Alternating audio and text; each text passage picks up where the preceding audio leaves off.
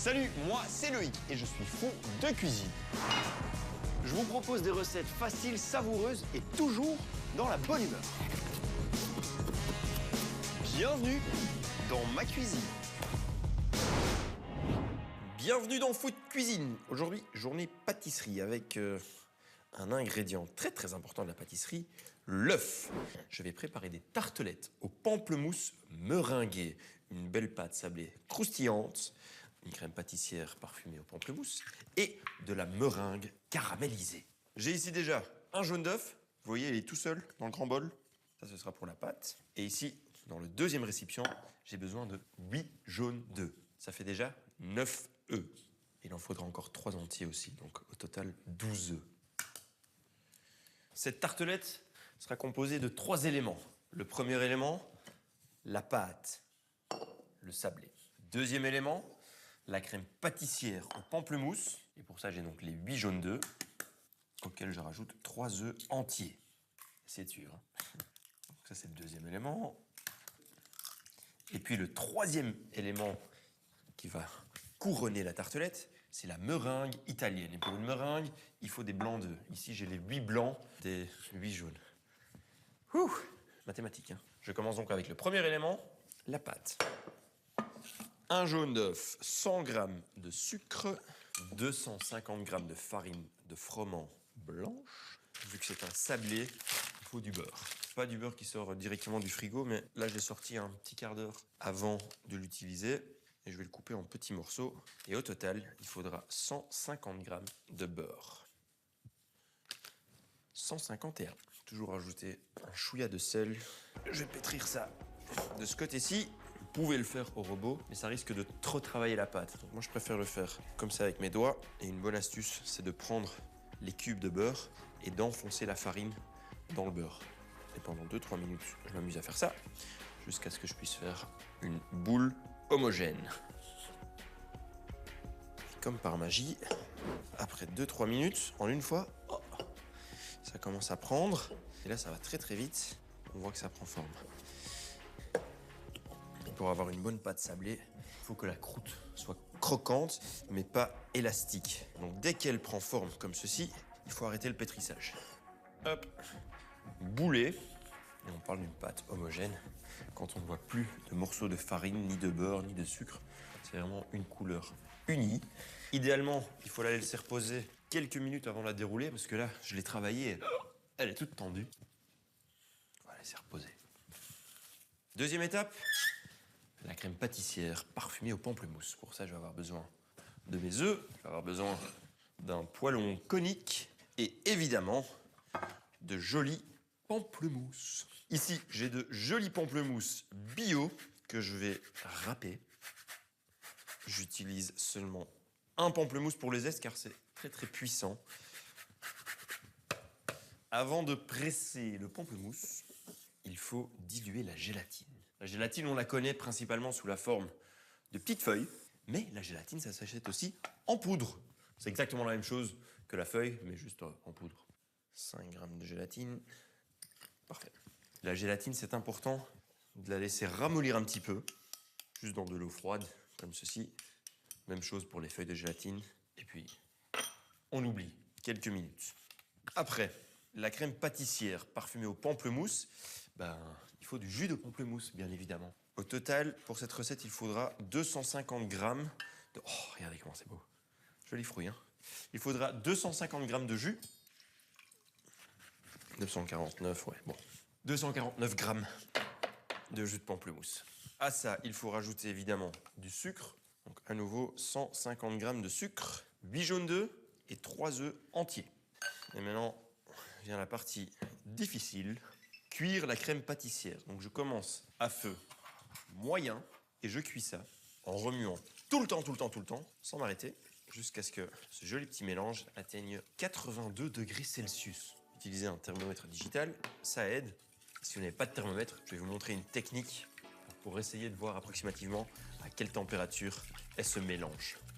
Je sais pendant ce temps de vite peser le beurre pour fixer la crème pâtissière.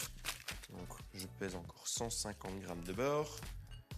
149 de nouveau. rester tout prêt. Hein. Hop, 180 degrés, ça préchauffe. Petit contrôle de température. 62. Il faut encore monter de 20 degrés. 80,7, 82, 83, ouais, on y est. Imaginons, je n'ai pas de thermomètre, que faire? Je prends une cuillère et quand la crème recouvre totalement la cuillère et que la crème ne se rejoint plus au milieu, c'est qu'elle est bonne. Ça s'appelle la méthode à la nappe. Le récipient, il est encore chaud. Il faut continuer de battre tout ça, sinon la crème va accrocher et elle va brûler. Je rajoute le beurre froid pour stopper donc la cuisson. Et là, il est temps de rajouter la gélatine, 5 grammes au total. Il faut juste faire en sorte que le beurre soit totalement incorporé. Et là, je mets la crème pâtissière dans un saladier pour être vraiment sûr que la cuisson s'arrête complètement. Et ça, c'est encore chaud, sinon elle risque d'accrocher, tandis qu'ici, tout est bien parti. Il n'y a pas de grumeaux, il n'y a rien qui est accroché au fond du poêlon. Donc je suis sûr d'avoir une crème toute lisse. En refroidissant, le beurre va durcir, la gélatine aussi. Et là que je vais obtenir cette belle crème pâtissière bien solide. Étape suivante, la cuisson de la pâte sablée. J'ai ici des petits moules individuels, un rouleau en 4, puis encore une fois en 4 pour avoir 8 morceaux identiques. Bien l'étaler. Dès qu'elle est plus ou moins déroulée, je la mets sur un petit moule. J'appuie la pâte jusqu'au fond du moule. Ici, c'est cassé, pas de souci. Prenez un petit bout de pâte.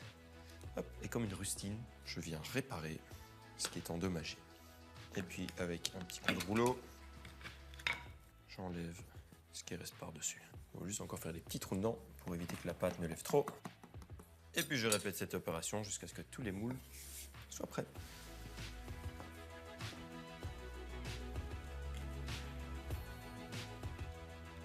Voilà. Ça part au four à 180 degrés pour une cuisson quand même 15 minutes jusqu'à ce que les tartelettes, enfin les fonds, soient légèrement dorés et croustillants. Ça s'appelle une cuisson à blanc. Une cuisson à blanc, ça veut dire une cuisson sans rien dedans, juste la pâte. Hop. 15 minutes, top chrono. Dernière étape, la meringue. Je vais utiliser le robot pour une bonne meringue bien solide. C'est bien d'utiliser quelque chose de puissant. Et un robot, c'est puissant. Le fouet. J'ai ici 8 blancs d'œufs. Je vais déjà commencer à les battre calmement. Et puis, je vais faire un sirop de sucre qui doit cuire jusqu'à une température précise de 121 degrés. Il faut pour cette recette 400 g de sucre. Ce n'est pas peu. 400 g de sucre auquel il faut rajouter 150 g d'eau. Ça, il faut porter à ébullition à feu vif, donc on peut vraiment y aller. Et dès que ça atteint 121 degrés, il faut rajouter ça progressivement au blanc d'œuf. 104 degrés Celsius, 105 degrés Celsius. Donc dès que j'arrive dans les parages des 121, j'augmente la vitesse des blancs d'œufs.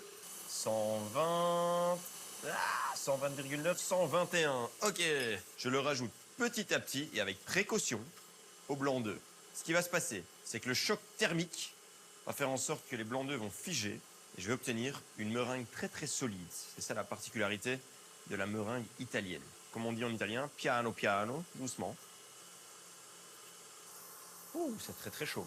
Donc là, il faut continuer à battre les blancs jusqu'à ce qu'ils soient totalement refroidis jusqu'à température ambiante. Donc là, c'est encore très très chaud. Ça prendra encore quelques minutes. Et entre-temps, la crème pâtissière au pamplemousse, elle a durci, mais il faut qu'elle soit entre l'état solide et liquide. Donc comme ceci, c'est parfait. Ah, un quart d'heure de cuisson. Ça, je laisse refroidir un petit peu. C'est totalement cuit. Parfait. La meringue italienne, regardez comment elle est bien solide. Chouette, hein? Ce qui est important, quand on la goûte, c'est qu'il n'y ait pas de petits grumeaux de sucre dedans. Donc ça, c'est vraiment crucial. Après, pour la déco des tartelettes, ça c'est à vous de voir. Moi, j'aime bien faire un truc qu'une amie à moi qui a un établissement de pâtisserie fait dans son magasin. Je pense qu'elle utilise une douille un tout petit peu plus fine que celle-ci, mais en tous les cas, elle utilise une douille ronde. Je vais utiliser aussi une douille ronde. La douille va dans une poche, afin d'éviter que la meringue tombe directement hors de la poche. Avec le pouce, je mets un petit peu de plastique dans la douille. Hop, je tiens ça dans ma main gauche. Et avec ma main droite, je prends la meringue et je mets une partie dans la poche. Idéalement, ça doit refroidir encore totalement, mais voilà. Ah, je mets un petit peu de pâtissière parfumée au pamplemousse par-dessus. Ceci, je la préfère comme ça. Je suis pas un grand fan de meringue, mais pour l'avoir vraiment classique, il faut la terminer avec la meringue. Bon, je vais essayer de faire ça joliment, hein. Pas dingue. Un petit coup de chalumeau. Et là, ça fait une belle croûte sablée avec une crème pâtissière au pamplemousse et le côté meringué caramélisé par-dessus. Donc on a les trois textures, croquant, bien fondant et légèrement caramélisé par-dessus. Maintenant, je vous montre une tartelette un petit peu plus artisanale, à l'ancienne. Voilà. Vous voyez, artisanale, c'est ce qu'on aime dans Food Cuisine. Voilà, c'est rustique, c'est bien. Un petit coup de feu, et voilà. Et ben voilà, les tartelettes au pamplemousse avec le sablé bien croquant et la meringue caramélisée. C'est artistique, mais c'est surtout très très bon. Voilà, j'espère que ça vous a plu. Et moi, j'ai plus qu'à vous dire bon appétit et à très très vite. Au revoir.